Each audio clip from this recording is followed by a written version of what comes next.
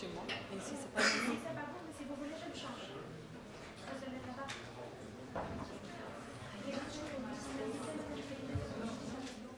C'est bien. Donc je vais parler de là-bas. Non, non, non, ça va pas.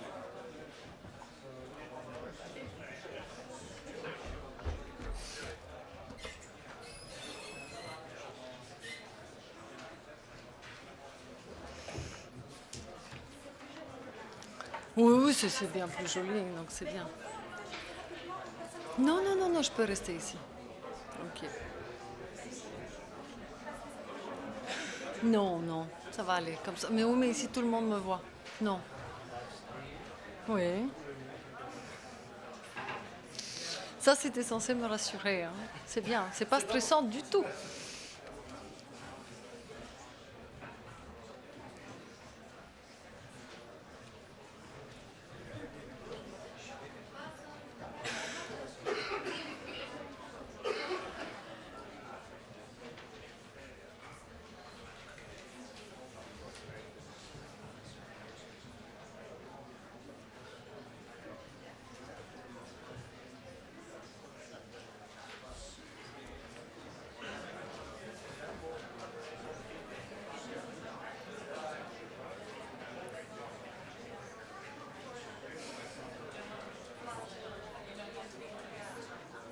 I don't know. It was supposed to be differently or like that? It was supposed to be differently or like that? No, no, no, it's okay. In that case, I can take a seat and after. Good. Very good.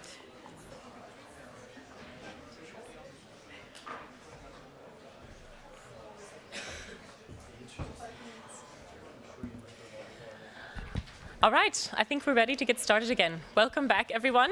It's a pleasure to be here today to celebrate the official launch of INATBA, the International Association for Trusted Blockchain Applications. We are very pleased to have, to mark this occasion with us today, Commissioner Mariya Gabriel. And Commissioner Gabriel, for those who don't know her, probably most of you do, is the European Commissioner for Digital Economy and Society. And her portfolio covers a broad range of technologies and innovation, supporting, amongst others, artificial intelligence, 5G connectivity, high-performance computing, distributed ledger technologies and blockchain technologies, data platforms, digital skills and training, culture and media.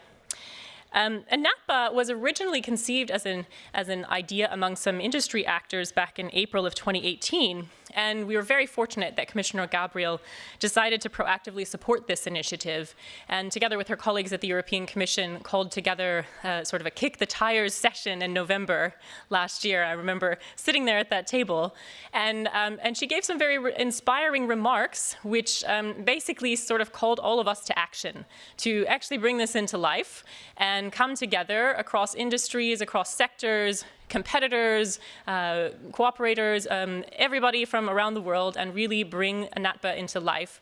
So I remember thinking at the time, wow, that's really ambitious. I don't know if we can pull this off, but here we stand a few months later, actually launching INATBA. Really pleased to be here today. Very much looking forward to your remarks. Thank you for being here.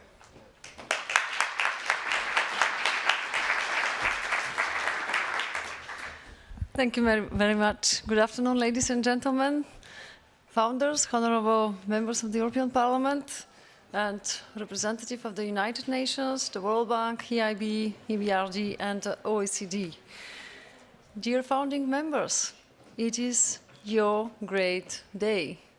It is a real pleasure for me to celebrate with you the foundation of the International Association for Trusted Blockchain Applications. You can be proud to be part of this initiative from the first day. Yes, here we are. And we all know technological innovation matters. It affects how we live, we work, how we protect our climate, and how we generate welfare. And if Europe misses out on technological innovation, we pay a price. This price is measured in the loss of potential jobs, prosperities and opportunities, and that would be a very real loss, too. Europe must make more of technological innovation, and blockchain technology is an innovation that Europe cannot afford to miss. At the same time, it is clear that we need strong governance if you want to get the most out of distributed ledger technologies for the general interest. And that means for our economy and for our society. So, ladies and gentlemen, let me begin by asking, why are DLT relevant? The answer relates to a deeply human concept, trust.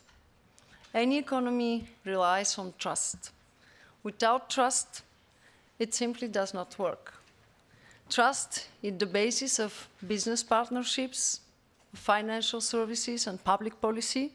And without this trust, contracts or laws are just pieces of paper. Trusting the other side to honor their commitments, that is what gives them power and makes them useful. Ladies and gentlemen, as we all know, trust must be earned.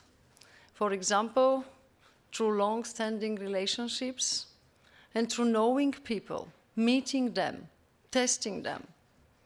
In today's economy, however, there is less and less time to build trust in the way it happened in the past. To fight cancer, to balance renewable energy, to trace the authenticity of goods, actors must be able to trust one another without meeting face to face. And how we can achieve this? Of course, with the help of blockchain. Blockchain achieves this by removing the need to put trust into individual contractual partners. Once a contract is agreed, it becomes smart and self-executing. What does that mean? Well, think about a vending machine. That machine does not need to trust you because it automatically executes the sale of a good. Once it has the coin, it gives you the product. You only have to trust the system, either that the vending machine is in good order. With blockchain, all participants rely on the overall system, the entire chain of transactions. It cannot be attacked by individual malicious actors because we all know it is distributed across the network and many different computers. And where the vending machine has physical protections, the blockchain has mathematical ones, which are even more difficult to break. But blockchain technology is not only useful on such familiar settings of individual transactions. There are other areas in which it can help us to establish system-wide trust. Take supply chains as an example. The origins of processed meat are hard to trace back with our current technologies. You may remember maybe 2013 horse meat scandal, when European consumers were surprised to learn what had been sold as beef burgers actually contains horse meat. Or take pharmaceuticals. We all know how important is these questions for us to know is that the precise dose is what is printed on the package is what the essence, the substance. I think that here we have some very concrete examples. It's part of our daily life. So we all know that with blockchain, that we have one of the most effective means that we have to fight the fraud and to protect Europe's consumers. However, DLT is about much more than exchanging data in a safe manner. They allow us to rethink entirely existing business processes from scratch. Every time we shop online or do an internet search, we leave a trail of data behind us. And every time we walk around town with our smartphones in our pockets, they are building up a record of the places we've been. So today, we all know that all this data is centrally collected and then harvested by platforms. But what would happen if and after breaking up the existing giants? New platforms would take their place and the development would continue towards more centralization. And it is in this context that blockchain and other DLT show their greatest potential. They can fuel new user-centric solutions that put individuals in the center and give them control over their online identity, their data, and their privacy. That is the promise, a technology to lift the decentralization of the web and of the internet to a new level. Yes, today blockchain technology is still only in its infancy, but if we want to reap those benefits, we need to help develop and support it. And that is precisely why it is now such an important technology area when it comes to European Union support. And you can continue to count on my firm support. Because you have already taken initiatives at the 4 level. It's not only this meeting, it's not only the first one in November. First, we have connected people and gathered knowledge. This is important.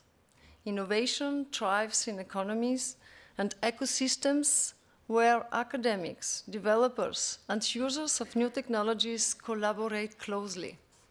That is why we launched this European Blockchain Observatory and Forum last year. Remember, thank you very much to the European Parliament for your initiative. And many of you have already participated in this first initiative, and I would like really to thank you all for your engagement. The observatory has mapped blockchain initiatives around the world, and it has mobilized experts, organized workshops, and published a series of widely read reports. And it has been a big success.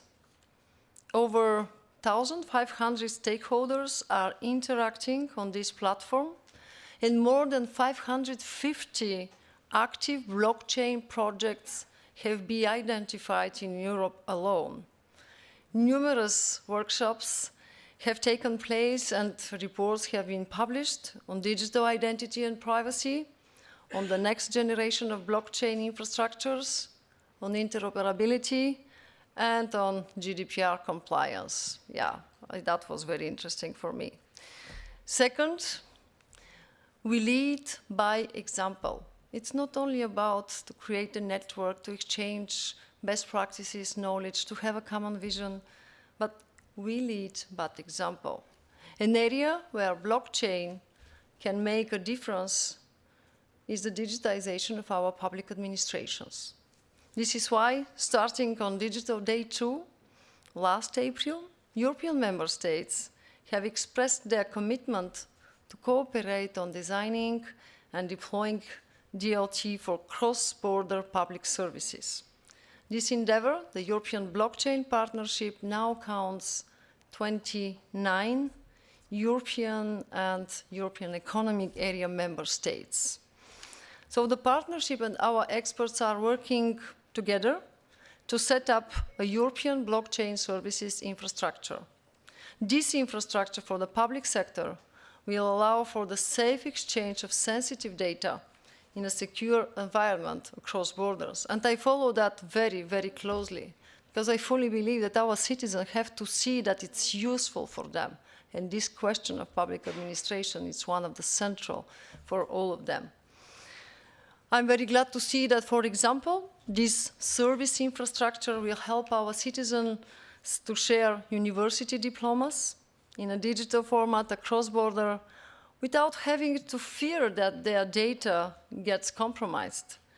Another example, customs authorities will be able to exchange data to verify import declaration for goods and help us to fight fraud by notarizing payments from European funds. And soon, the European blockchain services infrastructure, we also support public-private partnerships and thus bring the same robust infrastructure to private services as well. Third, something very close to my heart, we invest in digital skills. It's really, really important. Europe must support strategic digital capacities in order to benefit from the digital revolution. This is why, as the European Commission, we proposed a completely new European program, the first ever pan-European program on digital, the Digital Europe program, with a budget of 9 billion, and blockchain is one of the initiatives along with the main priorities, artificial intelligence, cybersecurity, high-performance computing, and a good part of it will also be spent on skills needed for the digital transformation. And this, of course, includes blockchain-related skills. Please think more about women, too. Fourth, we work to make European solutions function globally. The European Commission has, over the last months, encouraged industry. And you know, I would like here to thank my team because they are really great. I'm a very proud commissioner. So we would like to see this International Association for Trusted Blockchain Applications. On one side, yes, in order to facilitate discussions and meetings. And I would like here to be very precise. Our rationale for doing this is simple. European efforts to bring DLT to the next stage would remain ineffective if they were not compatible with solutions developed elsewhere in the world. This is what we need to avoid, and it is what INATBA should help us achieve.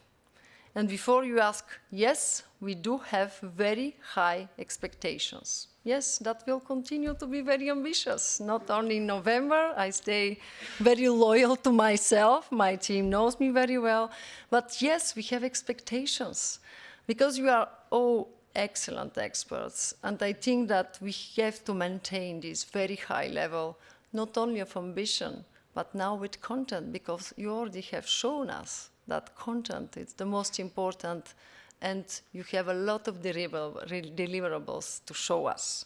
So yes, we expect that the International Association for Trusted Blockchain Applications will promote an open, transparent, and inclusive global model of governance for blockchain and other DLT, support adoption of sector-specific and interoperability guidelines, and establish a dialogue with public authorities and regulators at a global scale.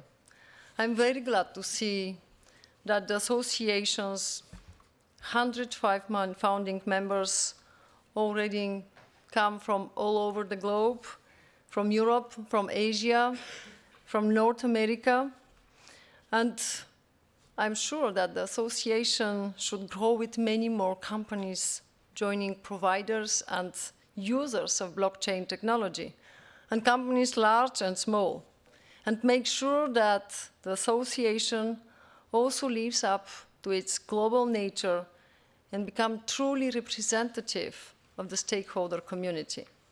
It will equally be important for the association to establish permanent regulatory dialogues with governments soon.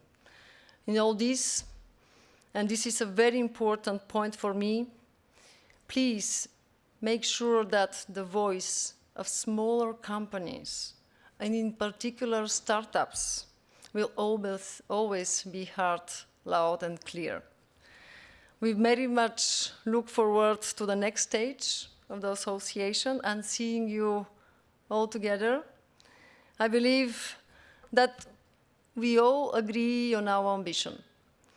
Help creating the global framework for bringing blockchain and DLT to the next level. By the time the World Blockchain Congress take place in Malaga this November, yes, we'll stay very ambitious. The association should already have its first operational results to show. I believe on you, I count on you. So ladies and gentlemen, let me once again thank you for your passion and engagement so far. It is truly remarkable. I wish all of you, but especially the new International Association for Trusted Blockchain Applications, all the best and a lot of successes. Thank you very much. Thank you.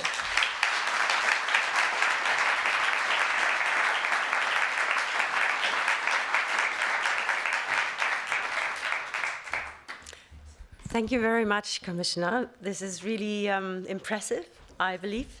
The European Commission has shown also in the past that they have a clear strategy, and I think you very well explained and expressed that again, and we look very much forward to your support.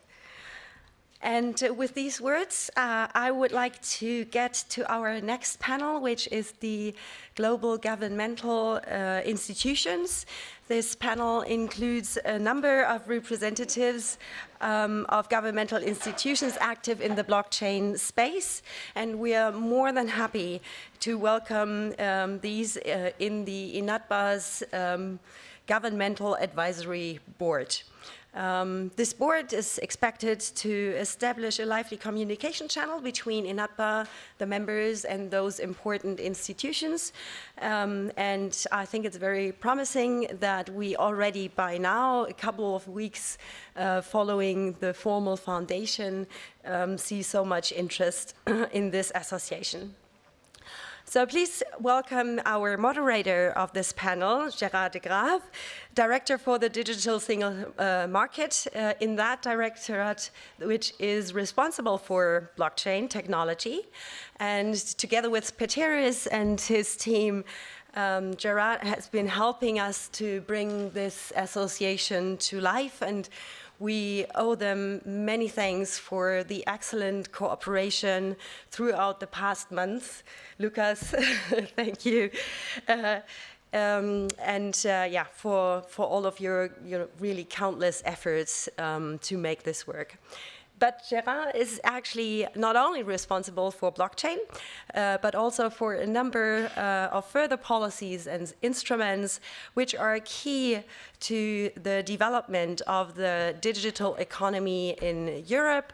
And as such, I'm sure we will have a very interesting panel. Gerard, the floor is yours. Thank you. Thank you very much. Good afternoon. I had not reckoned to be a standing moderator, but I'm quite happy to stand for the next 45 minutes. And of course, a moderator without a panel cannot do very much. So can I please invite the panel and of course thank the Commissioner very heartily for her, I think, words of encouragement. I think we got the spirits up again and go into the next phase with a lot of energy to make a tremendous success of INATBA. Thank you for being here. We know how busy you are, and we also know you need to leave for Belgrade, I think, now to another conference. Thank you very much.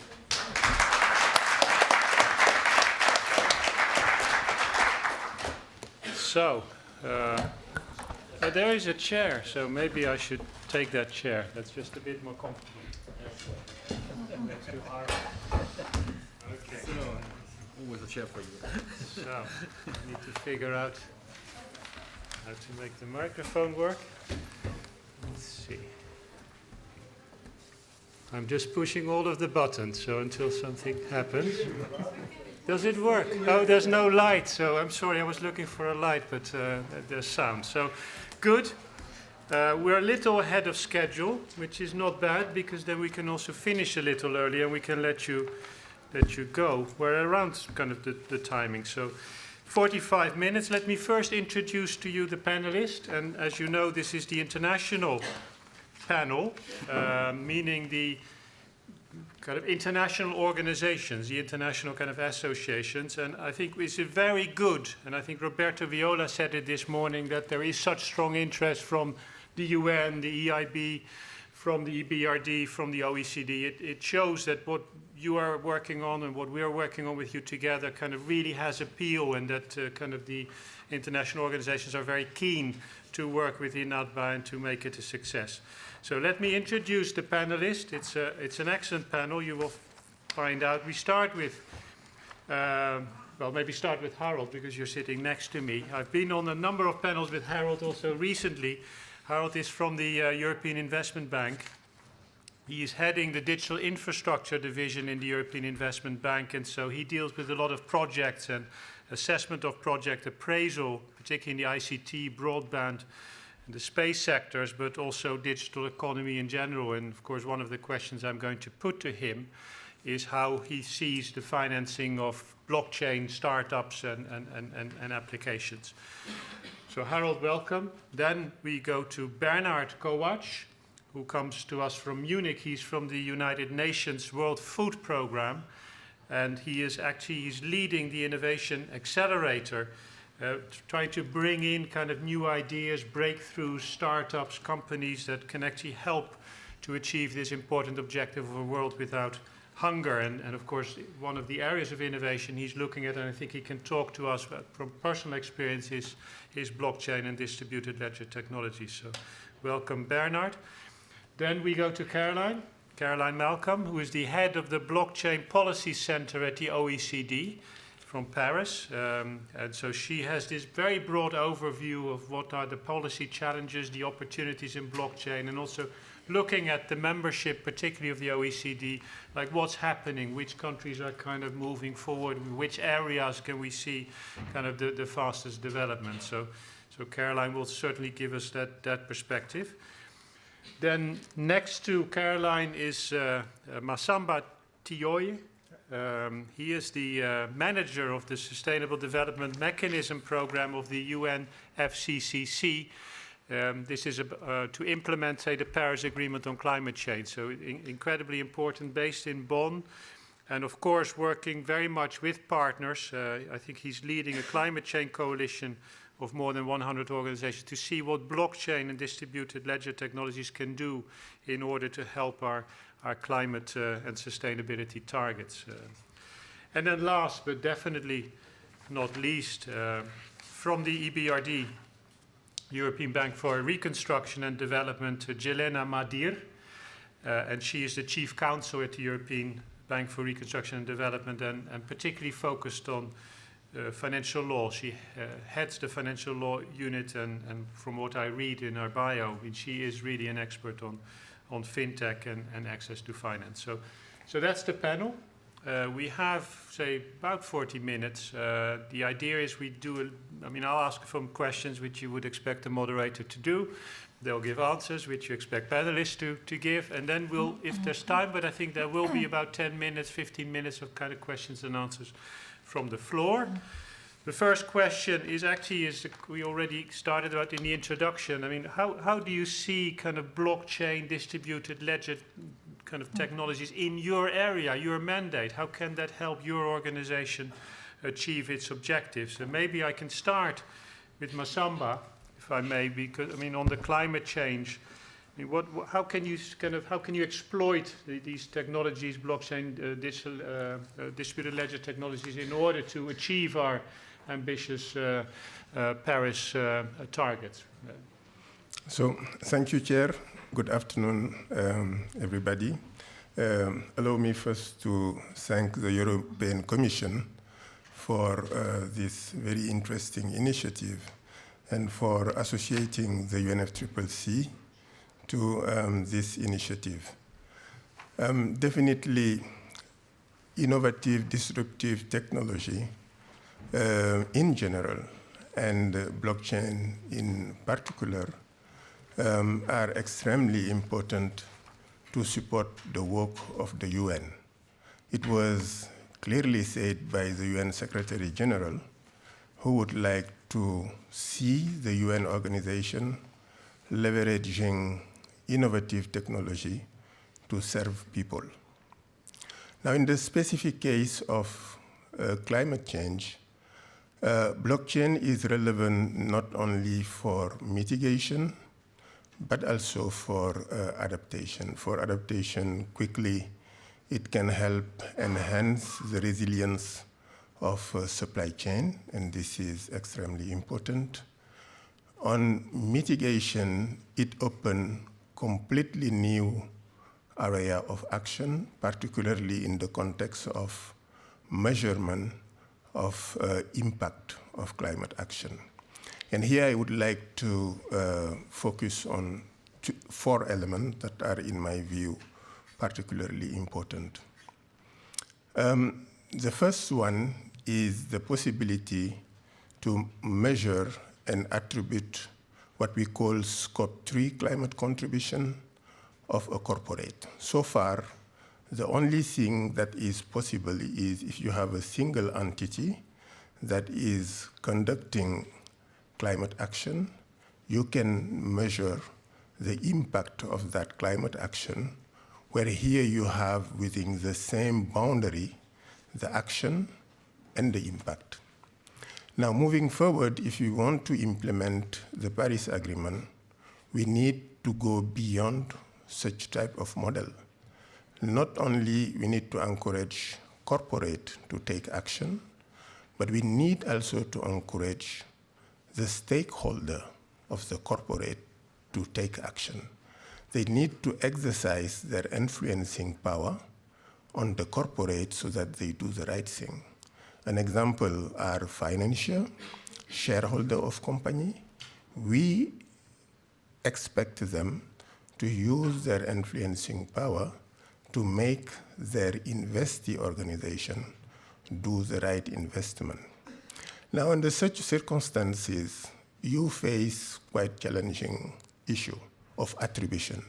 If you have one single corporate with several stakeholders taking action, how do you attribute the impact of the action while avoiding double counting? This is a very important issue that we are trying to address. Another issue is when you are trying to measure climate contribution along a supply chain. This is completely new. It has never been done in the past. We are able to single out one entity in the supply chain and measure its contribution. Now, what is happening is, particularly in the context of enhanced circularity of business, you may have along the supply chain action taken upstream, but then the impact in terms of GHG emission reduction will only materialize further downstream. How do you address this type of issues? This is another challenge that we were facing. A third challenge that is extremely important also is related to the fact that we know that the currently available technology, the mature technology, will not allow a successful implementation of the Paris Agreement. We need to come up with new climate innovative technologies. So it means that research and development should be encouraged, and should be, the impact of research and development should be recognized and incentivized. Unfortunately, our current framework does not allow to do that. So we can take, for example, I think it's better if I take a concrete example. If you have a startup working on improving the efficiency of solar panel and reducing the cost of the solar panel, our current framework does not allow to recognize the key impact of such type of action, because the startup is not per se reducing GHG emission. The IPP, who will use this solar panel, will be the one recognized.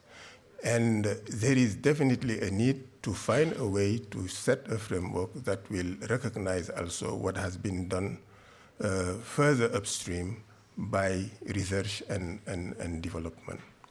Finally, I would like to empower individual citizens,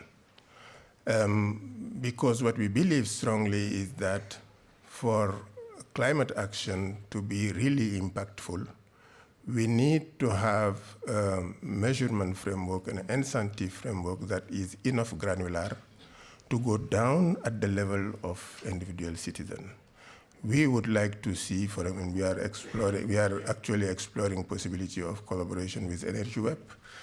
We would like to see a situation where an individual citizen can select the power plant where the energy he or she is consuming will come from.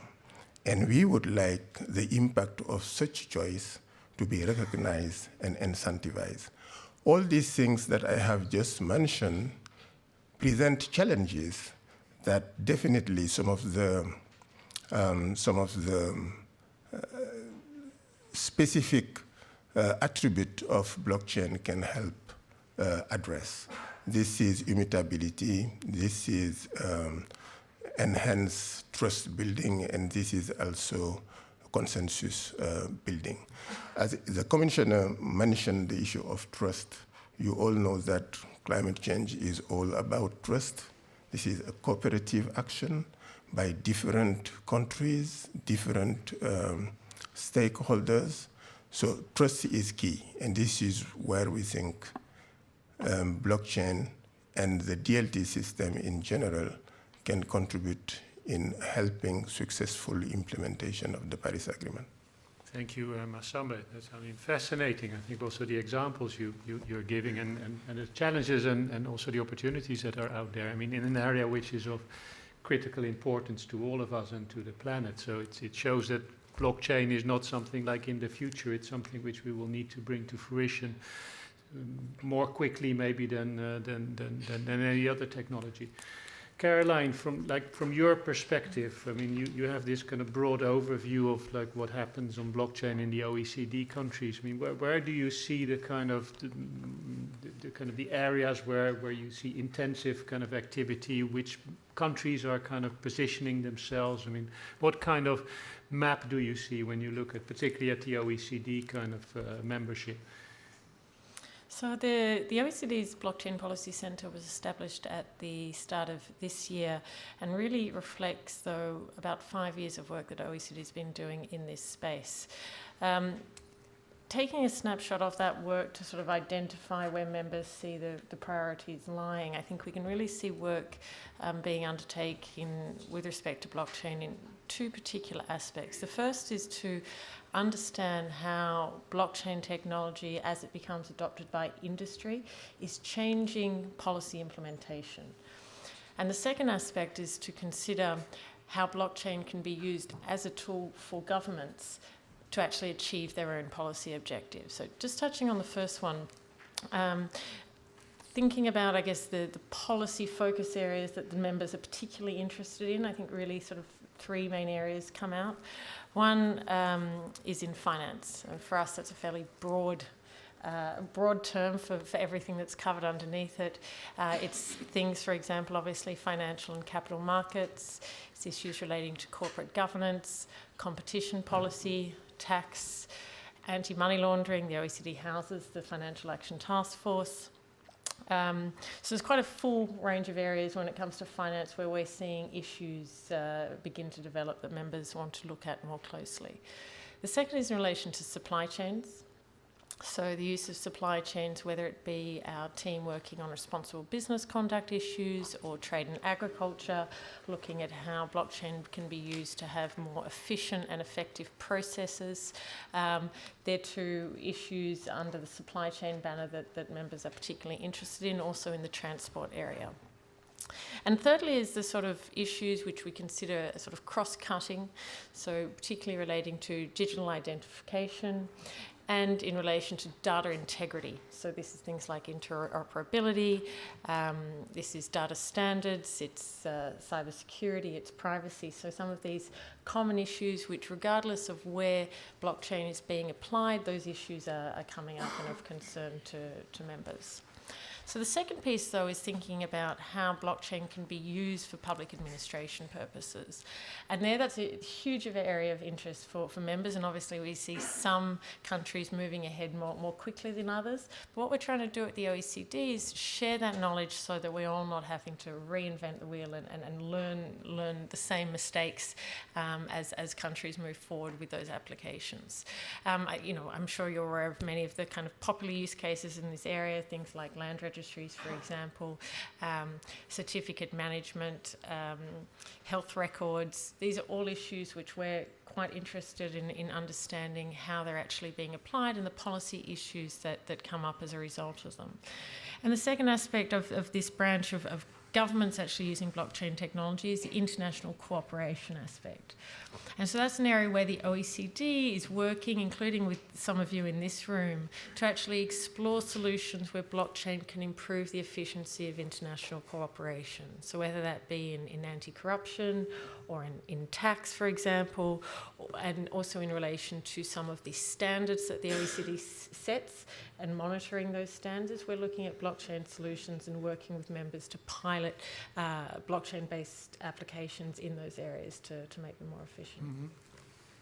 I think it's interesting that I think when you discuss your work program, many of the issues that you just flagged, like finance and supply chain, and of course also some of the horizontal issues, I think are coming back very much in your discussions and as certain priority issues that need to be looked at quite quickly.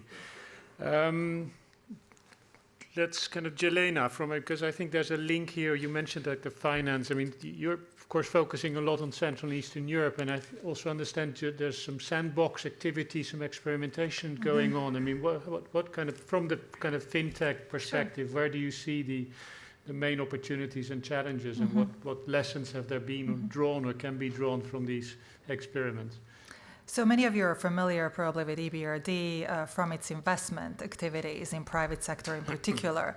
Our region spans from Central Eastern Europe, Caucasus, Central Asia, Turkey, Ukraine, North Africa. We also provide technical assistance to our countries of operations, and we have been working with the governments in our countries of operations in helping them identify areas where a blockchain could be of use and result in efficiencies. So to give you a couple of concrete examples, we have just launched a project with the Ministry of Digital Affairs in Poland, which is in fact funded by the European Commission, and which will, among other things, provide a map of various services in the public sector that can result in efficiencies from using blockchain. So we're talking about state registries, voting, ID registration, trust services, etc. And the project will also identify minimum requirements, both legal and technical, for blockchain applications in regulated sectors. In addition, we've also provided ad hoc advice to a number of governments that have asked us about blockchain issues. So by way of example, we provided assistance to the Central Bank of Kyrgyzstan, advising them on the use of blockchain in financial services. One of our countries of operations, Georgia, is in fact one of the first countries in the world that has been using blockchain in land registries, and Julie from the board is very familiar with that project. In fact, that's where we met a few years ago. And that project prompted us to write a report that looks at the types of legal and regulatory issues and possible solutions that lawmakers and regulators need to be thinking about if they want to create the environment that facilitates the use of smart contracts, because Georgia is now trying to not only use blockchain for the land records, but also use smart contracts for the transfer of assets, which requires a much more robust infrastructure and ecosystem. So those are some examples of the types of projects we have been working on specifically in relation to blockchain. The sandboxes, regulatory sandboxes, and fintech more broadly, we have a number of projects in relation to crowdfunding, payments, regulatory sandboxes that are not specific to blockchain. But I also want to say one thing, that what I'm seeing is that a number of our countries of operations are very, very interested in blockchain. They see it as a potential tool to help them leapfrog more developed economies. However, many of them are still missing basic infrastructure. So for us, and from our perspective with limited resources, what will always prevail over blockchain are the projects where we can actually assist in the building of the base, building of the infrastructure, creation of robust corporate governance standards, creation of products that facilitate access to finance for SMEs. So we think that base needs to be there, possibly before we start looking at blockchain. And just one final thing, one final trend that we are seeing that's a little bit concerning is that many of our countries of operations are seriously considering the use of cryptocurrencies and even cryptocurrency exchanges. I think it's more of a signaling. They want to signal to the world they're open for innovation. There is a worry, really, that if these products are developed without robust regulatory framework, they may be developed with a suboptimal anti-money laundering, counter-terrorist financing, and consumer protection measures. Okay, thank you for that perspective. Maybe switch a little bit to Harold. I mean, we know in Europe there's a lot of dynamic startups, SMEs, and some of them are here in this room. And we know also in Europe that access to finance can be an important bottleneck, particularly for scaling up and becoming kind of European, globally successful companies. So the EIB has an important role to play in that respect. So what kind of message could you give in terms of like the access to finance opportunities and how the EIB and its financial instruments can help to kind of make sure that what we've seen in other areas is not repeated, i.e. lack of access to finance in this area as Europe kind of tries to achieve a leadership role? Yes, indeed. The digital sector, there is a growing perception that this is an extremely important sector for a modern economy. Just before the Commissioner introduced that the Commission is programming a fairly large digital economy budget of 9 billion for the next financial period. Now, the EIB, as a public policy bank of the European Union, is supporting projects that have policy goals. And clearly, the digital sector, which includes also blockchain and distributed ledger technologies and this kind of thing, it is clearly on the forefront of the policy goals of the European Investment Bank. We are basically financing the digital sector in the order of 3 to 4 billion per year in terms of lending. Now, clearly, the bulk of this lending goes towards infrastructure, digital infrastructure, especially broadband, like now in the foreseeable future for 5G mainly, or fiber to the home infrastructure. But also an increasing number of projects goes towards smaller projects, especially for relatively young companies, SMEs and mid-cap companies that are facing the problem of growth. It's one of the typical problems encountered in Europe, where basic innovative companies struggle of getting access to appropriate financing.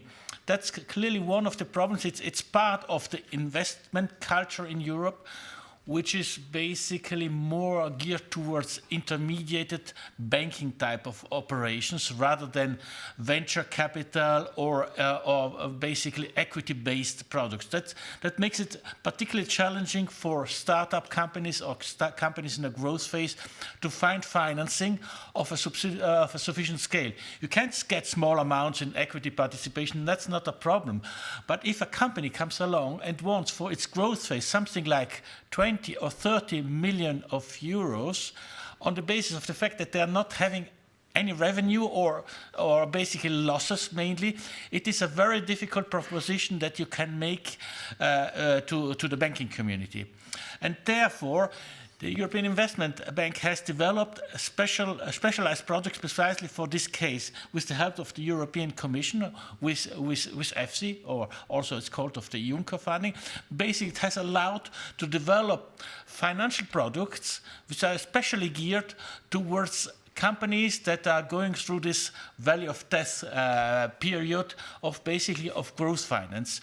And it allows to take risk of companies that normally a bank would not be prepared to take because it's simply too risky. Now, specifically to this sector, this is so important in our view because it is blockchain is related to trust, and trust is of crucial importance in the digital economy. And therefore, the bank is also, when it has developed an initiative for security and defense, so basically it is one other leg that the bank has not been very much active in the previous period. But security and defense, we intended especially in the cyberspace. So there's a special attention towards cybersecurity products in the field of startup companies, of new companies or growth companies that are prepared to produce such products. For instance, we have recently supported a Swedish company like Clavister with relatively large amounts, or in the order of 20 millions, for developing precisely cybersecurity products in this domain.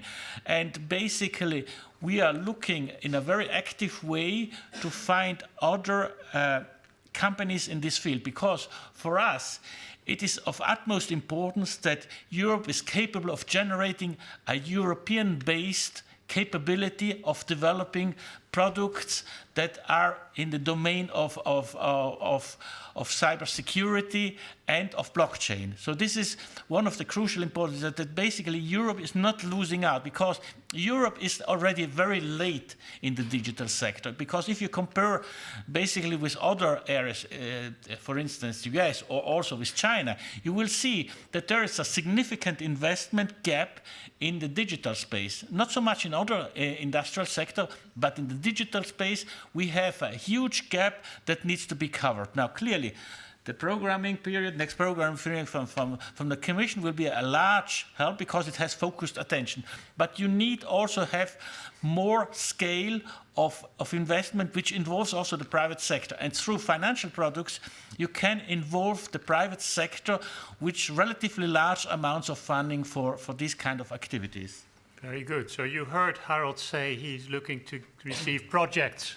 He needs a pipeline. And so I don't know whether INATBA would have a role here with the kind of access to finance, but clearly the bank is a willing partner to engage on, say, kind of successful mid-cap startups, SMEs, in order to help them grow. So that I think is a very important message. Bernard, I mean, over to you with the World Food Program. I mean, we heard before from Asamba the kind of, I mean, how blockchain can be used in order to achieve, say, these important objectives. In your area, I mean, eradicating hunger, how can blockchain kind of help us achieve those objectives? What is your practical experience? Yeah, I think from our perspective, there's really two areas that we're looking at. One is where, as World Food Program, we are saving lives in emergencies, so that's really providing food or cash to people when there's nothing else, because of either natural disasters or man-made disasters, with conflict actually being one of the drivers recently of increasing numbers of hungry people globally. As well as changing lives, which is involving like working with smaller farmers or governments on social safety nets programs, for instance. Now, we as Accelerator, we're actually looking for innovations, startups, companies, NGOs globally, solutions that can help us transform emergency assistance, as well as, for instance, like making smaller farmers' lives in developing countries more effective. Right now, as World Food Program, we reach about 90 million people in 83 countries. So we as Accelerator, we can also help essentially bridge that gap. So coming back to the point about pipeline, obviously we are also looking for startups and innovative solutions globally that can help us actually go to that. And one of the common threads, like, can blockchain be used for social good, and can you do that at scale? We've actually done this with one of our programs that's called Building Blocks. It's actually an innovation that was submitted by one of our finance managers in the World Food Program that's now being used to provide wallets, so digital cash to refugees in Jordan. So it's over 100,000 people on a monthly basis that essentially get their cash assistance, so they can go into the store in Jordan, they authenticate a blockchain transaction with an iris scan, and then they actually can spend money in the shop buying food. Right now, we process about $3 million per month of benefits through that system. And we already see benefits both in terms of, transparency, accountability, but also like actually savings in terms of transaction fees, but also collaboration. So we've started working with UN Women and other UN agencies that also use the same technology to provide the same services. So that's kind of the emergency assistance side. We've also, and bridging the gap to also private sector. One early stage innovation we're working on right now is on a proof of concept we call blocks for transport, where we look into digitizing a bill of lading from the port of Djibouti into Ethiopia. And one of the efficiency gains there really is about the usual, like how do you bridge like the different levels of trust and transparency, and how you can actually collaborate with different actors across the value chain, which actually links to a lot of the conversation we've heard before about, definitely, that's not only beneficial for humanitarian transports, but it could also be very relevant for any supply chain company. And lastly, just to mention, like with smaller farmers, we are right now, for instance, supporting a startup called Egg Unity in Ethiopia. That's they are using blockchain to make essentially a marketplace for smallholder farmers. And this is where I think it's very, very interesting when you think about some of the solutions, and with all the challenges that we're facing globally about connectivity still in developing countries. It is possible to use blockchain not only for very basic things, but also thinking beyond what's currently possible and really reaping those benefits. Like both in the smaller farm example or in the supply chain example, there are specific things you could solve with a centralized database, but there's definitely aspects that only distributed ledger technologies can solve. And actually looking for those innovations and startups, we need the best ideas and the best minds to do that. So it's not just understanding the problem, but we also need the solutions. Very, very good. Thank you for that, Bernard. I want to have kind of a quick answer, maximum 1 minute per panelist. And I mean, we've got the board here of INATBA, we've got the founding members here, we've got other colleagues who are about to join. I mean, what is your expectation? What is the message that you want to give to INATBA, how they can prove to be most useful? But then conversely, what can you bring to INATBA? What do you think your added value can be as participating on the Government Advisory Board? So what do you expect from INATBA? What's your advice to them? How can you help them? What can you bring? Maybe, Jelena, can you start? And then we go back to... Sure. Okay. So I would say number one thing, and yes, coming from the legal sector and being a lawyer myself, I would say regulatory clarity. And there are a number of areas which have come up in our discussions earlier this morning, but say, for example, GDPR. As we know, last year the EU Blockchain Observatory issued a paper which identified a number of tensions between blockchain and GDPR, such as how do you identify a controller, can hashed personal data be considered personal data within the meaning of GDPR? How do you deal with the transfer of data to non-EU countries on blockchain? And so what the paper said last year was, well, this will be determined on a case-by-case basis, where I think and hope that INATBA could assist, and we would actually like to contribute to this stream, is really providing perhaps some illustrative examples that help really facilitate the clarity in this area. Another area is, for example, Central Securities Depositories regulation.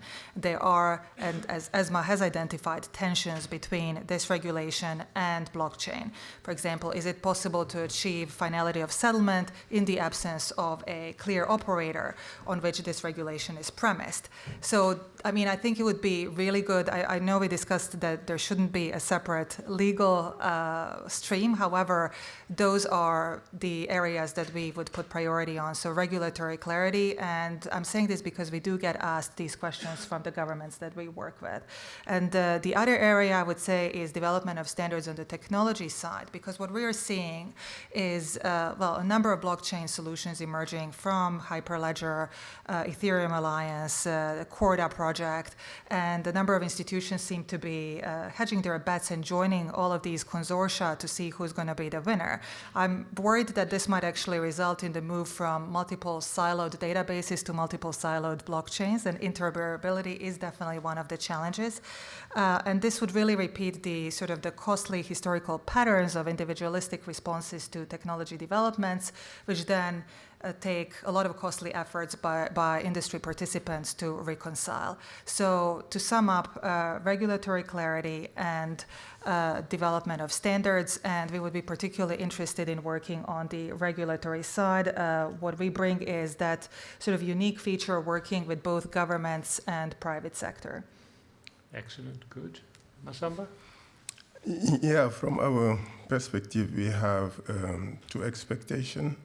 We expect INATBA to work both on the blockchain ecosystem and at the use case side.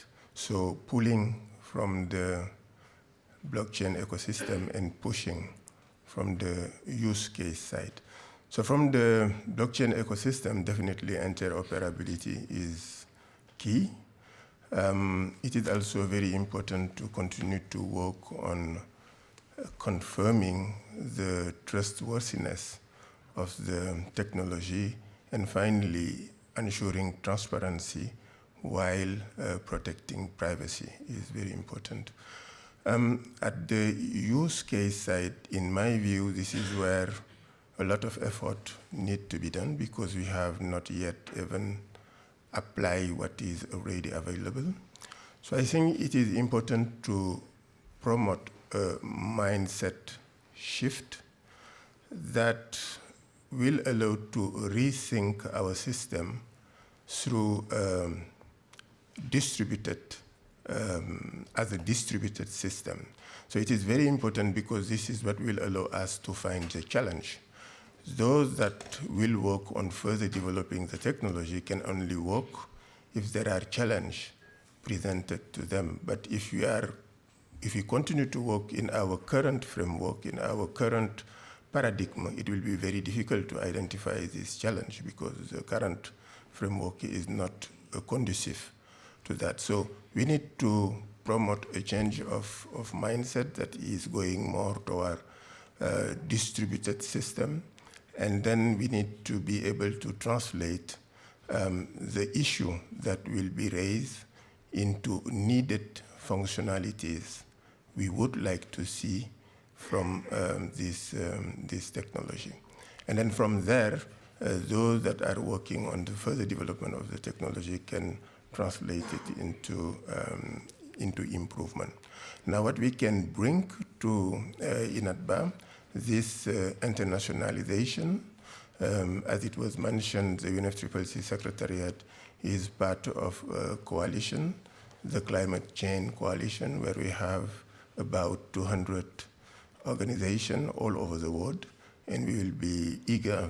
This coalition has already joined or is in the process of joining INATBA, and we would like to be part of bringing this international dimension to INATBA. Thank you. Caroline? One thing, I guess, listening this morning to the working groups and the discussion from the board in the opening session, I think there were three really interesting things which came out, and they struck me because, you know, I see a lot of complementarity to the work that we're doing at the OECD, because I guess in addition to obviously the policy research, guidance and standard setting that we do, there's really three things which I think are really important to achieve, and I think INATBA has a important role to play. One is capacity building, so helping people, including regulators, policymakers, understand the technology and what is possible and what is not possible. Although I had a blockchain policy centre, that's a very dramatic moment. It is very exciting, but not quite that dramatic. Well, the microphone still works. So although I had a blockchain policy centre, I don't believe that blockchain is the answer to everything. And policymakers need people that they can trust to have a dialogue with, to be able to give advice on when blockchain is the right solution and when it's not the right solution, and what the policy implications of the technology really are. So I think that's quite important, capacity building. Secondly, convening, so bringing people together to have discussions like we're having today, to understand different perspectives and to bring different stakeholder groups together. And I think that's something quite important. I'd particularly like to emphasise the importance of bringing together the developer community, so technical expertise, and the startup community, who may not be the natural fit to think of coming to a sort of a policy-based event like this, but trying to get them engaged in those discussions, because they really are at the heart of the technology. And thirdly is partnerships, and so working like you have done in inviting other institutions and stakeholder groups to really be part of the work you're doing, I think is very, very important. It's part of what we're very interested to be doing, so very grateful for the opportunity to be here.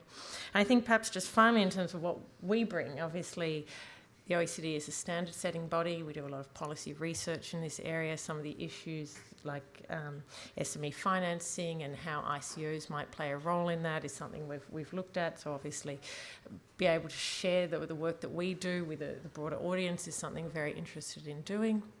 But yeah, providing that, I guess, funnel to have a connection, a direct connection with policymakers and regulators, I think is quite important, something we bring to the table.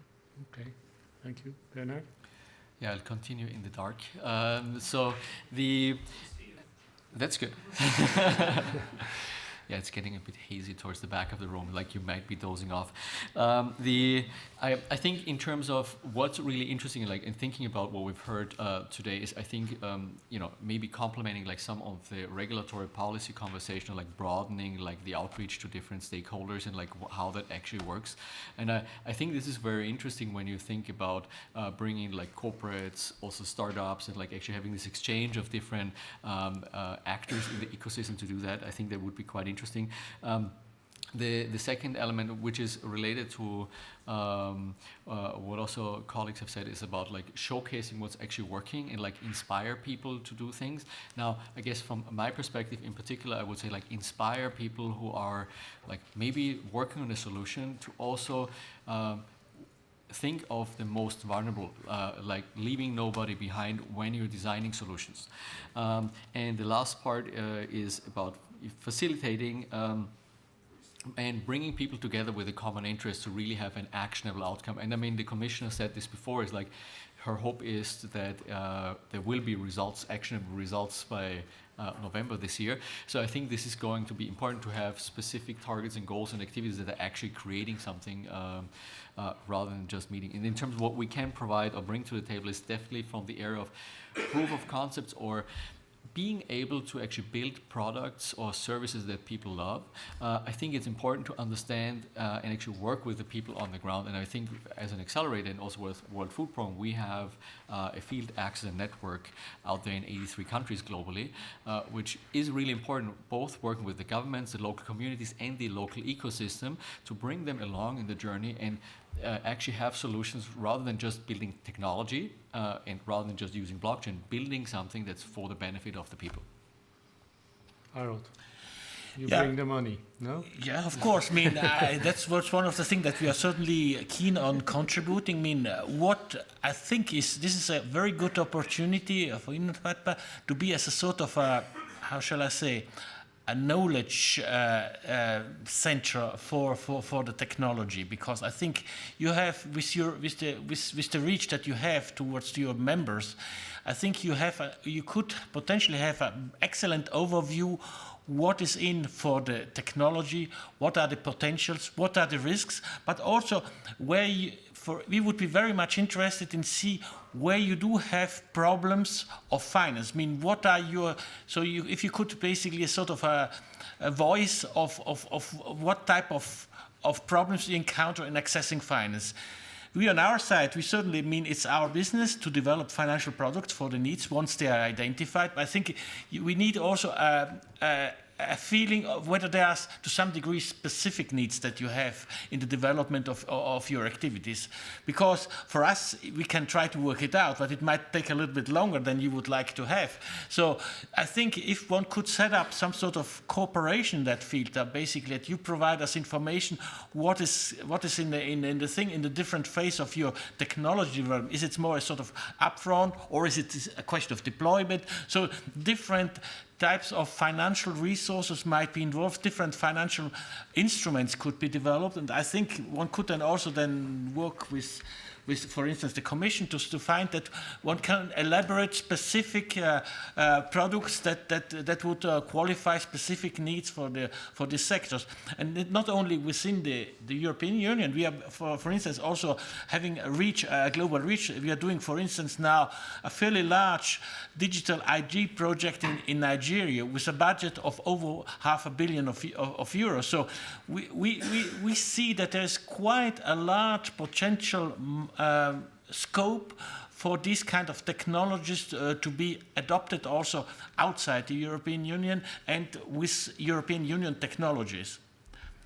Very good. So needs, state of the art, I mean, kind of new projects, inclusion, kind of practical use cases, results, capacity building, convening power, a dialogue between, say, the private sector and the regulators, paradigm shift, use cases, legal certainty, interoperability mentioned by many. Also from the Commission's perspective, obviously we want to know, is our regulatory framework in the European Union still fit for purpose? Is it conducive? Is it becoming an impediment? So that it's a good moment now with the new Commission coming later this year, with the new Parliament. So also there we'd be looking to INATBA to give us some guidance and some feedback.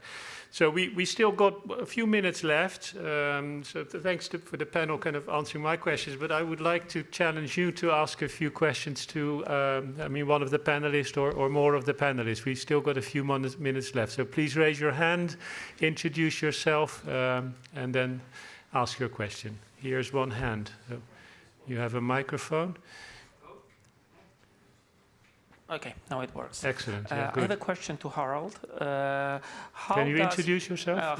Hello, my name is Robert. I am from one of the founders of Bellon. Bellon it's a fintech company out of Poland and UK, based in two places. I have a question about the financing, right? So there is other programs within Europe, like Horizon 2020 and so on. I myself benefit with two SME instruments, phase 2. How does EBRD connect those programs together? It's the EIB. Yeah, I mean, there's a very close relationship with the European Commission. We have developed joint financial products, but ideally, I mean, the Horizon 2020 is actually a very good screening device about excellence of company, because clearly there the Commission would only allow excellent partners to be involved in the thing. And as a result of that, if there is something coming out which basically there is an entity, a company or whatever it is that is capable of developing a product that has a market, so it's getting closer to the market, and it is of sufficient size and of sufficient market scope, we could use joint funding. So basically what I mentioned to you before, what we call venture debt, it's a joint product by the European Commission and the EIB to basically provide this sort of growth finance to the company. But here we would need to go very much into the technical details, so if you can leave me your details, I come back to you on this. Good. That's the beginning of a pipeline. There's another question. Your neighbor, please. Sorry. It goes a little bit in the same direction. And your name is? You're talking about... Can you introduce yourself? Oh, sorry. Yes, my name is Gerard. iPoint Systems. It's a German privately owned company, 170 people. Working in a sustainability area, so trying to improve compliance and sustainability. So we're talking always about startup companies, we're talking about large organizations. I'm a little bit wondering, why don't we talk about the real economic system here in the mid-sized companies? We need to transform. We have to take them into the train here to get speed. I think the one is maybe too slow because they are too small. The other one, they are maybe too large. So why don't we have? Why don't we talk? If we talk about transformation, digitalization, all the stuff about all these mid-sized companies, what are really the economic backbone of our system here? So that's a little bit. I'm a little bit confused here. As these programs, it's easy to get money if you're small. It's easy to get money if you're large. The question is, what are we doing with the companies in the middle?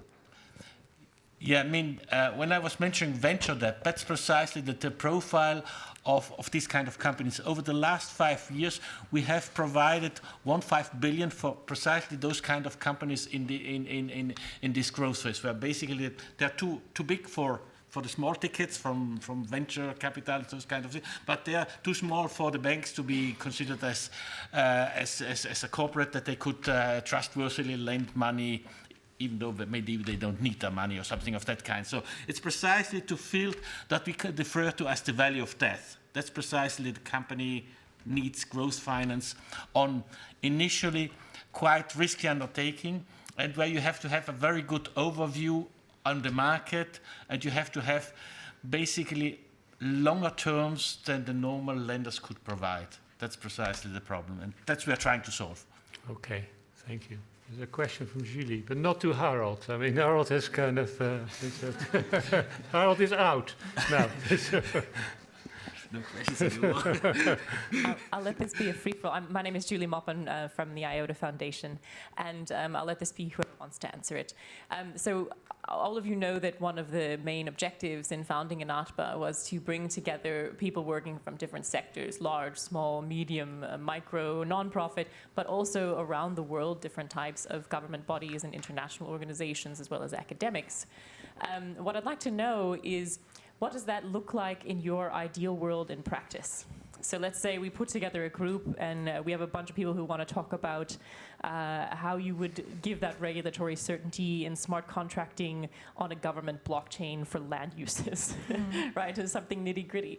How do you talk to the government of Japan and the government of Georgia and the OECD and all these different things, you know, together in one room? And how do we put that together in a way that's productive for everyone? Because everyone marches to the beat of their own drummer. You have your own constituencies and your own funding mechanisms and your own sort of political constituencies that you have to answer to at the end of the day. What would be productive from your perspective in terms of a way to do that? Who wants to have a first go?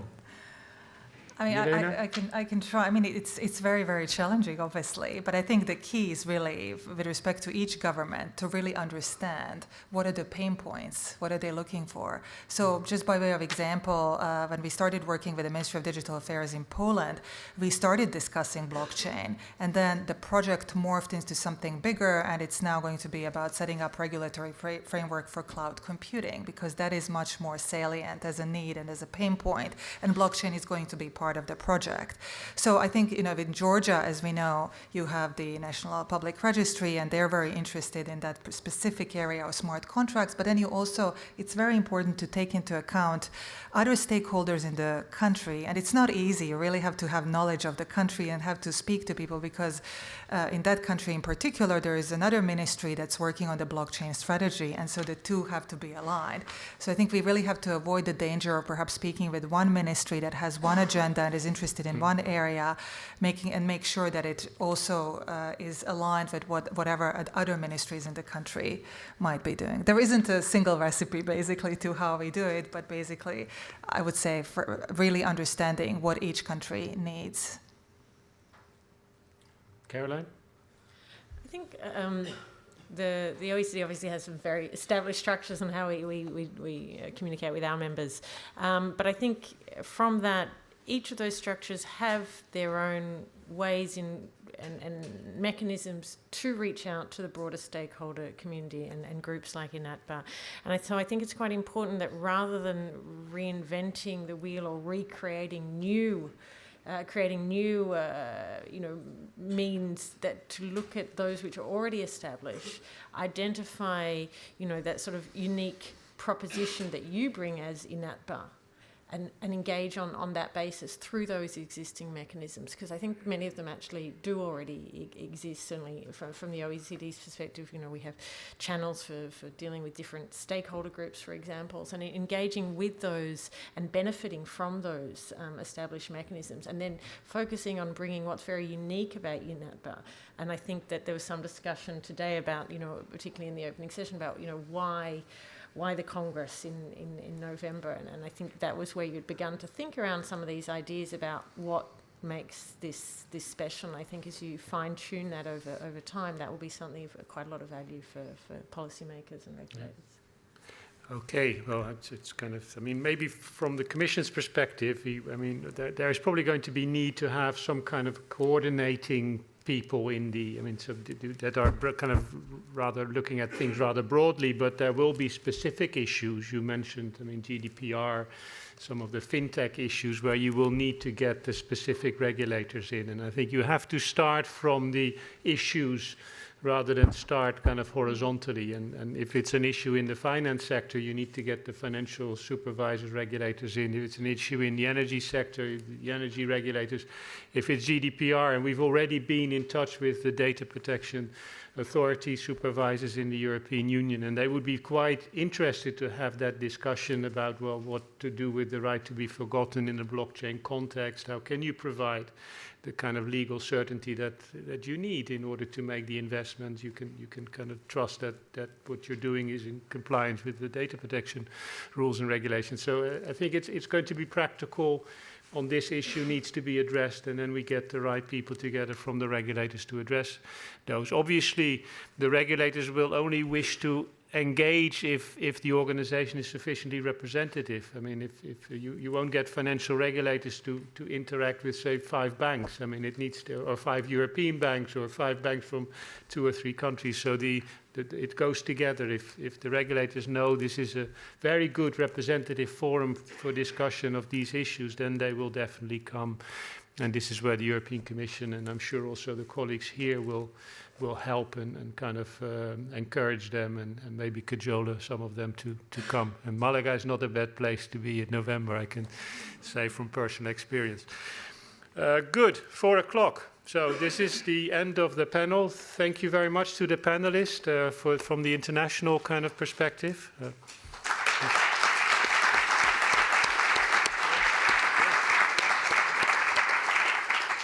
Going to hand over now to Pēteris, who is going to moderate the next panel, and maybe the panelists for the next panel can already come forward.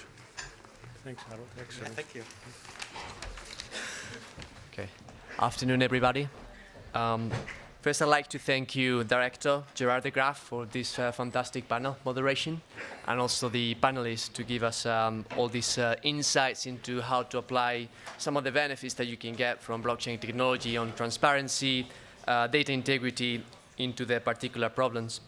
I believe the next moderator doesn't need or require any introduction because he's sort of like one of the fathers of INATBA.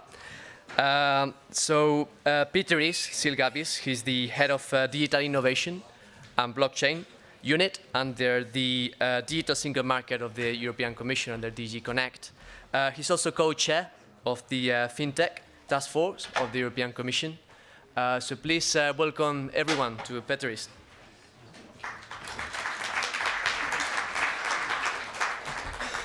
Thank you very much. And now we're coming to, I think, maybe one of the most important parts of the day. And this is the panel with the members of the board. And all the members of the board, please come up and take their places. Some of them, as you know, were they've all been fairly recently elected, but some of them very recently. Okay. So, thank you, Lucas. Okay. And as you're taking your places, I think the goal of this panel will be to ask each member of the board to very shortly introduce themselves. You elected them, but some of you are voting, as you know, in different categories. So just to say a bit more about yourselves. And then I would ask each of you to say what was your, most important impression of today, and what would you like INATBA to do in the next year if we came together? What would be the tangible result or the most important tangible result that you would like to see accomplished? And I guess while we're still organizing, because I know some of you still have to travel and so on, we can already start from the left-hand side with Mariya Gericke of Script Media. And the floor is yours for a short introduction to those 2 questions.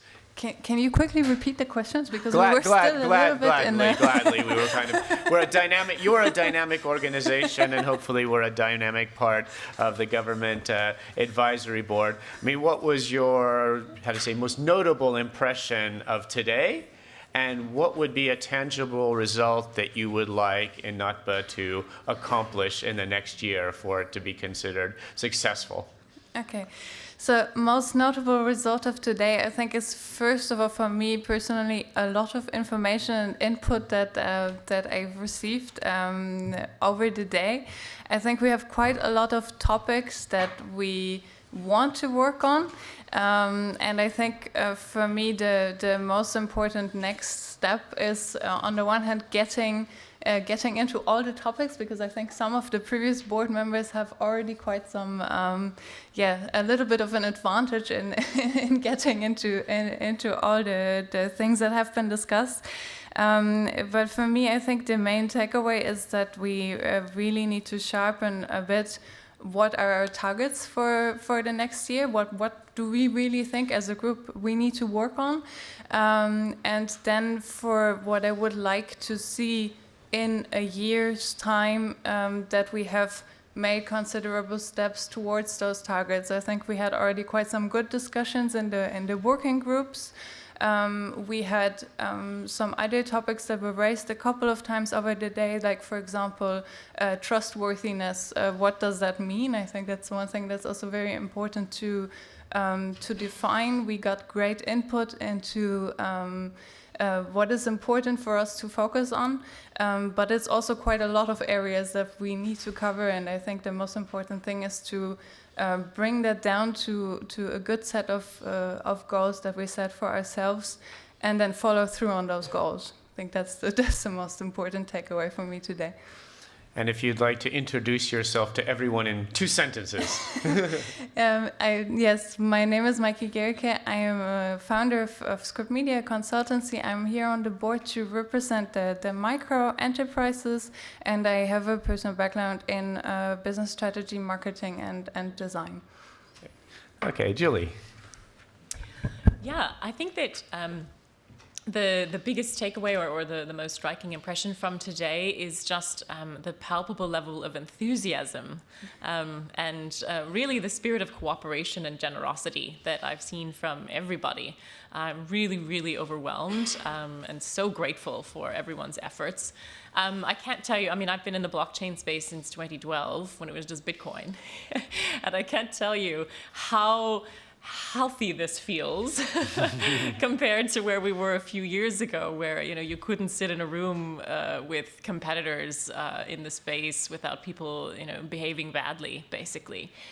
So it's really a privilege to sit here and have people offering to help each other out. I'm sitting here watching people retweeting their competitors' tweets from the front row during the during the speeches. That would not have happened a couple of years ago, and I think it wouldn't have happened also without this really unifying call with the support from the European Commission as well, and bringing everybody to the table and being so deliberately inclusive in the approach.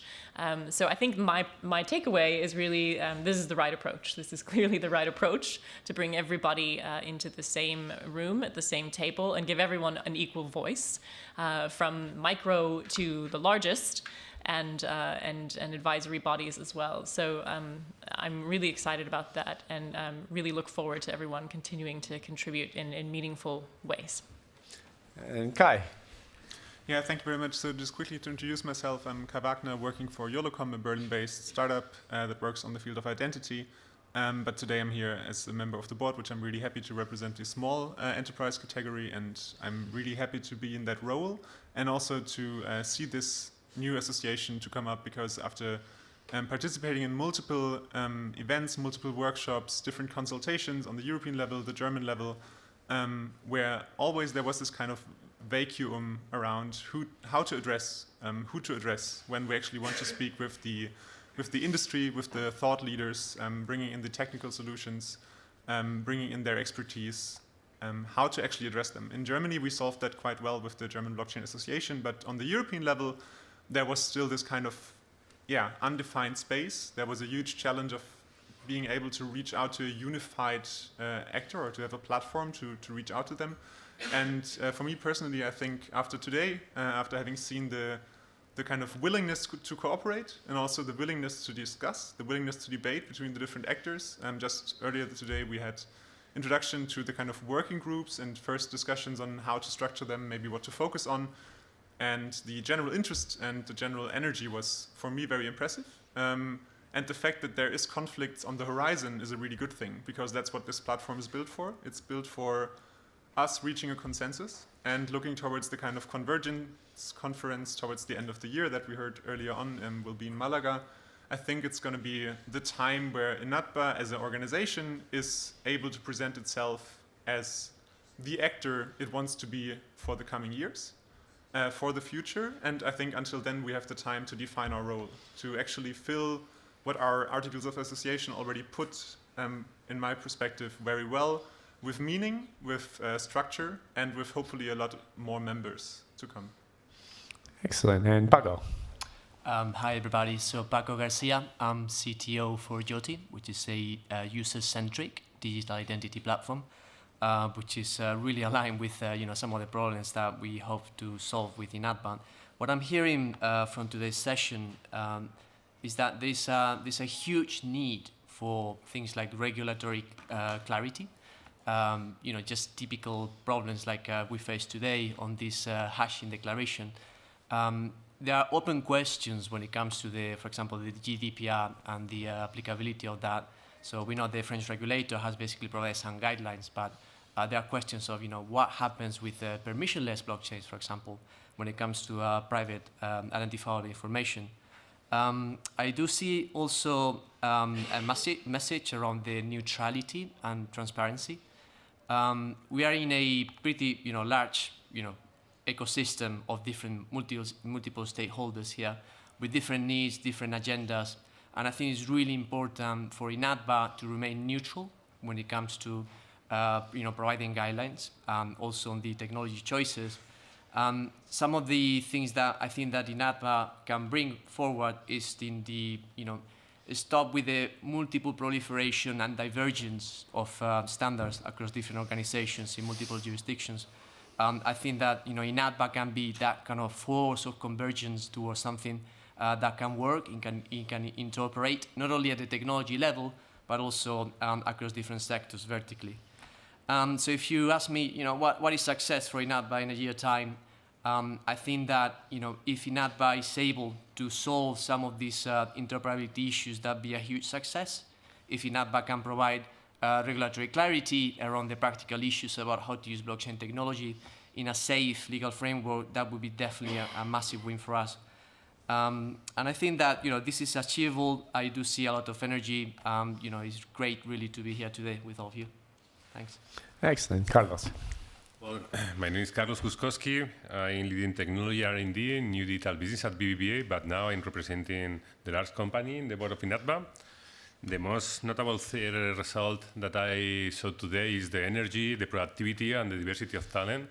For me, has been fascinating. When this morning we had created some kind of informal working groups, and the talent, the productivity of the people, proposing new ideas, new solutions, new problems, was impressive for me. And also more important is that there is some kind of common understanding that all the things that we are doing is some kind of for social good and for sustainability. It's some kind of intrinsic feel and thoughts that all we have in our mind. The result, I'm with you and with all of you, but I think that if we could have some kind of draft for new standards, probably interoperability will be the most important one with identity and also with GDPR. And the first, I don't know how to say, the first new regulatory draft also for new digital assets and new digital goods could be amazing. Excellent. And this is going to be and already is an open and inclusive organization. So does anyone from the floor have any questions to the members of the board, or do the members of the board have any questions for each other on anything that they'd like to bring up? Anyone? Or are we getting very close to the end of the day? Or comments. Comments are welcome as well that you'd like the board and other colleagues to hear. No, I think we're getting close to, well, maybe comments from the board, final comments that you want to leave as a message from this launching exercise. One message that we have been commenting is at the end, the board, we are representing the diversity of the different companies and members, and we need to try to help to provide you the mechanism to collaborate and work together. We have this big responsibility, and we hope that we could achieve this. I think for me, oh yeah, please, we have a question.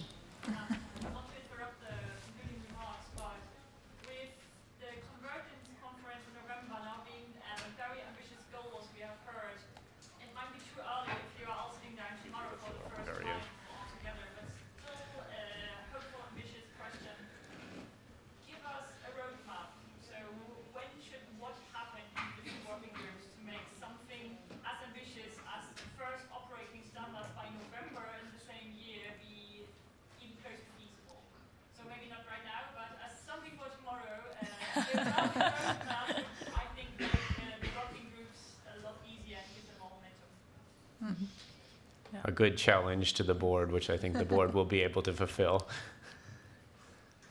Okay, I'm getting the impression that people have had an excellent day, but are, you know... I want to say one more. Yes, I do want to say one more thing. So, if we look at our membership, I think it's pretty clear that we still have some holes that we need to fill in our membership. So, I would like to, just encourage everyone to please reach deep and far and wide into your networks and make sure that we fill in those holes. We are the international association and not the European association, so we definitely need to broaden out beyond the EU. Much as we appreciate the support that we've gotten from the EU, there was your also intention from the beginning to make it internationally oriented. We have had some significant interest from Asia and from North America, but we're vastly unrepresented in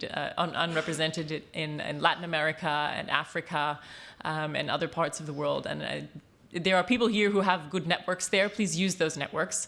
Bring those organizations, those entrepreneurs, those governments to the table. We really want to talk with them as well, because many of the most exciting developments in our space are going to happen in places that can leapfrog large bureaucracies, and the EU is nothing if not a very effective bureaucracy, right?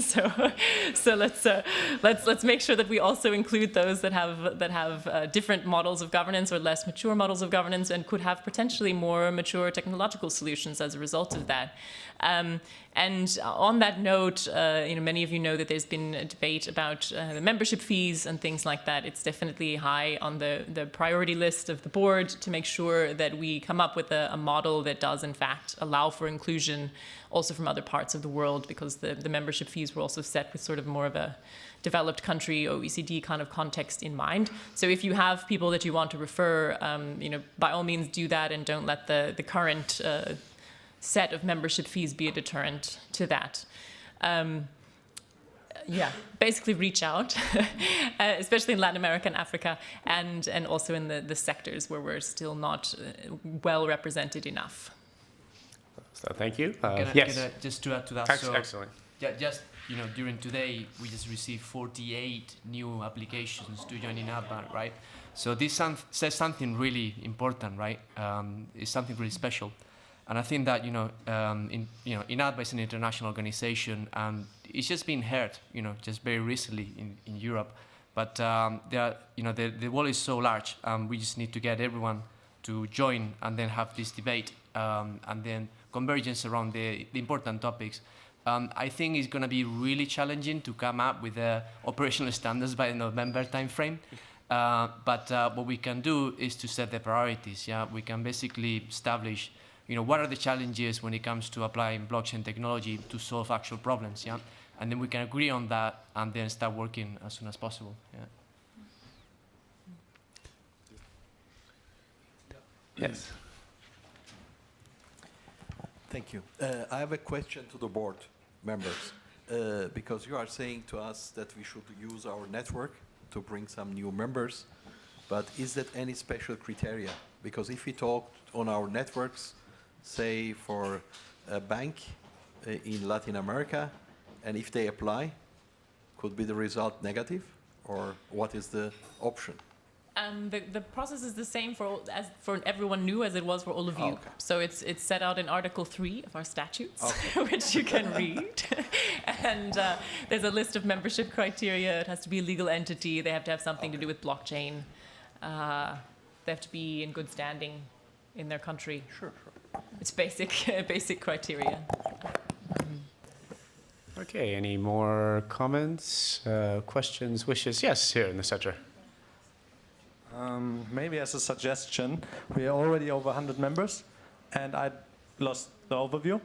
Maybe if you can map out the demographics a bit, like which kind of technology companies do we have involved, what kind of non-profit open source blockchain platforms do we have, what kind of banks, what kind of consultancies. So this would really help to get an overview, and then we can also see better which connections we should mobilize, but also maybe where are gaps which needs to be filled.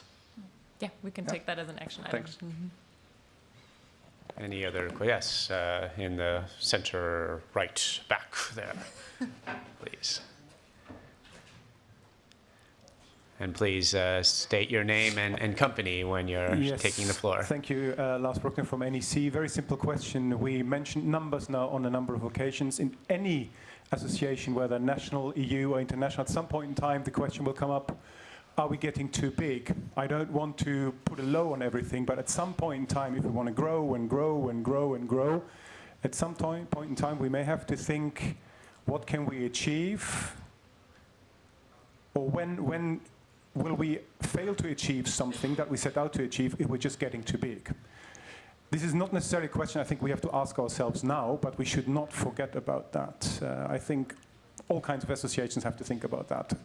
With which numbers can we be productive, can pull in a lot of benefits, a lot of opportunity, and when does it get very big? I mean, we shouldn't be exclusive. That is not what I'm calling for. But if growing is one of the main objectives, we need to think a little bit about that as well. Maybe you have certain ideas on that already. I don't know whether that was discussed. This is a common challenge in different organizations, and from the beginning of the internet or from the beginning of the blockchain organization. Now we are in the seed moment of different startups. Later we need to face the growth and the scaling problem. And for this we will need probably to have different kind of organization internally. But let's start with now the motion, and we will have time to achieve or to solve this problem. Okay, so any other comments or questions? We probably still have time. Yes, right here in the center. Marco Canton from Fujitsu, so continuing with the Japanese companies. Just a question about what are the next steps you are planning to work with the governmental body in the association? Maybe I can take that one. So many of the governmental organizations that are interested in working with us they have formal processes that they have to go through. So the next steps are sending formal invitation letters, drafting terms of engagement, essentially, so that they know what they're committing to and all of that. These are all these sort of formal, boring documents that you have to produce when you first start up an organization, which will be the bread and butter of the board for the next few weeks, unfortunately. And we have to do that. But beyond that, really, it's about figuring out strategically how we can make sure that we get the voices at the table that we need to advise us properly in all the different areas that our membership is interested in tackling and being active in, and making sure, once again, that it's truly international and representative, so that we're getting all the diverse perspectives in. I want to say thanks to Soren. Where are you there? Soren. From the European Commission, who has been just tremendously active in bringing on board governments and intergovernmental organizations, and just being an incredible evangelist for INATBA, which is not an easy job to introduce an unheard of new organization, to a really old, well-known organization, and then convince them to come into the room with you. So maybe a round of applause for Soren.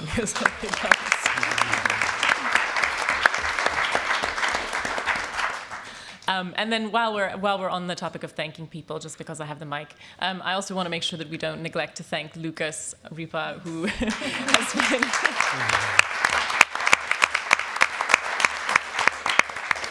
We're all very important, busy people here, but I am guessing that Lucas's inbox has been the most slammed of any of ours for quite some time now. So thank you very much for everything you've done.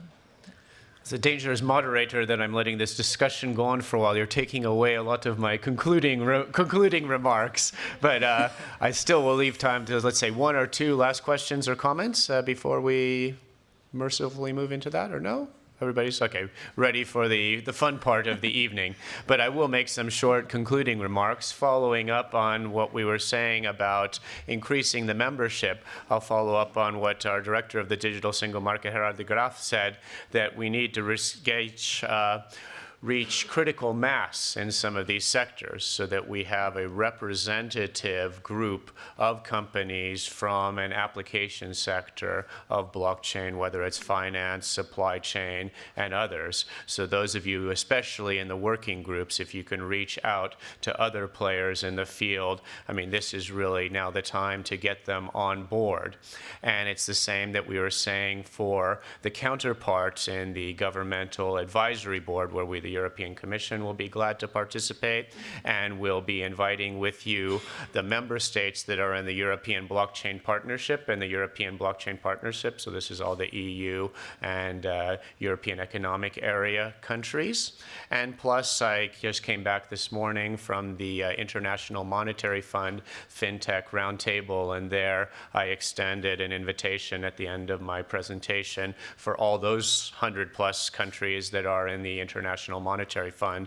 Those are the central banks and finance ministries and financial supervisors to all join the Government Advisory Board and to come to Malaga in November, and had very good direct discussions with India, Brazil, Uruguay, Argentina, numerous other countries that I won't go into, Morocco, others. So I mean, I think there's also work to be done if you have, especially in the working group areas, regulators that you want to see. Gerard also mentioned the data, but if there's other types of regulators other than finance, data, and so on that you would like to see around the table at the World Blockchain Congress, and now is the time to identify them. And then the other thing, which was also started on, I want to say I think this has been a tremendous success, and it's been a tremendous success thanks to you. This is your stakeholder organization, so the new members of the board, but all the founding members and the soon-to-be members. I mean, I congratulate you from my side and the side of the Commission, and then also from the side of the Commission, I could say we wouldn't have been able to do it without the support of the hierarchy, and this is Commissioner Gabriel, Roberto, Viola, Gerard, Graaf, and my team. A few were already thanked, but I can thank them again, Lucas and Soren, but I'd also say Chiara, Pierre, I'm not sure if anybody else is still here. Margot, sorry, missing behind Lucas. Helen as well. So I mean, people are a little bit in the lights from me, but everybody in our blockchain and fintech team that worked on this.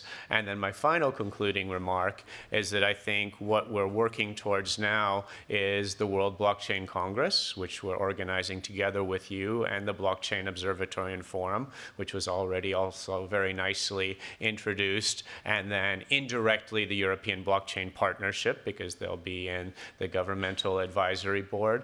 So let's try to make that an event that's more than just a fun time of us together, but where really the questions, the issues where you need legal clarity or where you need to get a technical specification discussed with either a regulator or your counterparts can really be put on the table, and we can come out of that with deliverables that will have been achieved there or soon afterwards.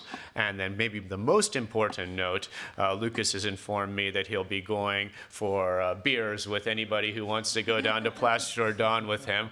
I unfortunately have to head off to the Euro 5 Financial Forum, where I'll see all the banks with their Iranian presidency and the ECOFIN ministers meetings.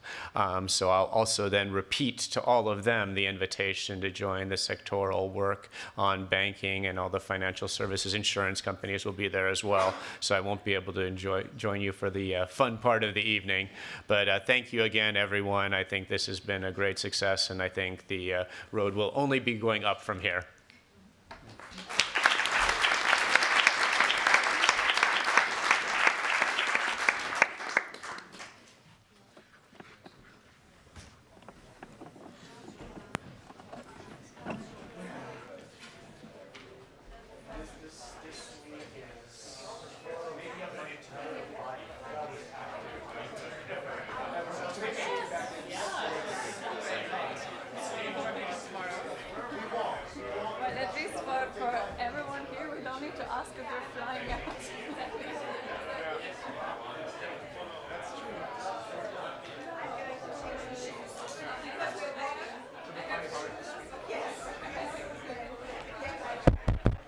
So for all those going to the Place Jourdain for the beer, so if you want to join the beer, we meet in 5 minutes in the lobby, and we walk there together.